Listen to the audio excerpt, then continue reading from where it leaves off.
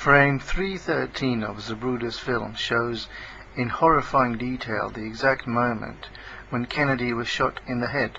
According to the frame speed, the limousine was then approximately 85 yards from the warehouse. As the line of sight from the sixth-floor window to the limousine was blocked by an oak tree until the car reached the position it was in at frame 210, it follows that 103 frames must have elapsed between the moment when Oswald had clear view and the impact of the fatal shot. With the camera running at 18.3 frames per second, that allows only 5.6 seconds to cover the whole of the shooting, and between the first bullet that hit the president in the throat, and the bullet that struck his head, it seems to have been generally agreed that there was a third shot. The Warren Commission assumed that this intermediate shot had missed. If there was a fourth shot, it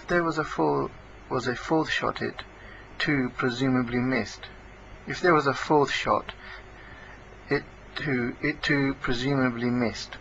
The Commission paid great attention to the question of whether or not it was physically possible for a single rifleman to fire 3 aimed shots, 2 of them accurate, in a mere 5.6 seconds.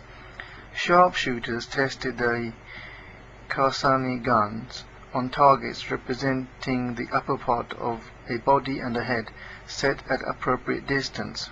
The targets were stationary, and then the marksmen had unlimited time to aim their first shots, yet none approached the performance allegedly put up by Lee Harvey Oswald.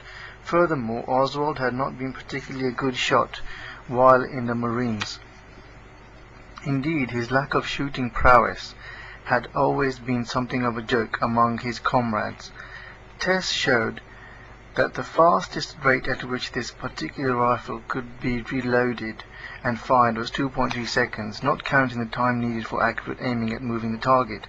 It is true that the telescopic sight fitted onto the rifle magnified the target 4 times, but the sight was defective. It made the weapon fire slightly above and to the right of the target.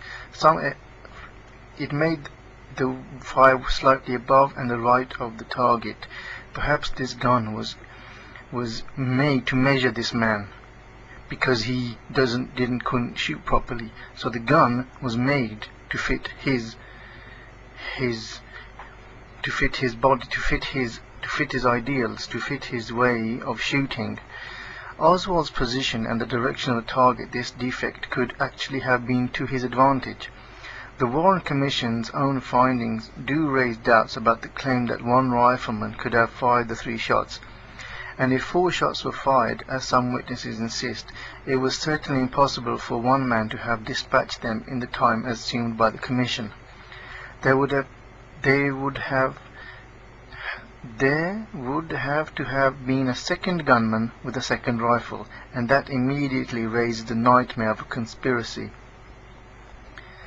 There is a strange conflict surrounding the Commission's belief that the bullet that injured Connolly first struck the President in the back of the neck. The President's clothing was not examined in relation to his wounds during the autopsy. The FBI search of the clothing indicated that there was a small hole in the back of the President's jacket, about 6 inches 15 centimeters below the top of the collar and 2 inches to the right of his middle seam. This coincided with a similar hole in his shirt, and there were traces of copper surrounding both holes, indicating that they had been caused by a bullet with a copper alloy coating, such as those fired from Oswald's rifle. But it is hard to see how the bullet could have entered the back of the President's neck unless his shirt and collar had ridden right up to his ears. Furthermore, the FBI report claims that the autopsy had shown that the bullet had penetrated to a distance of less than finger length, suggesting that it remained lodged in the victim's back. No evidence was offered in the report as to what happened to that bullet, which was not tracked through the victim's body to its source, as it should have been.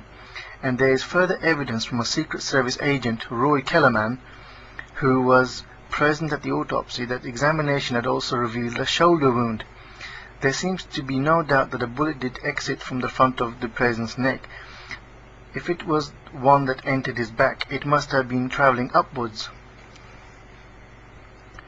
so it could not have entered Connolly unless it had ricocheted off the car, and that would have damaged it.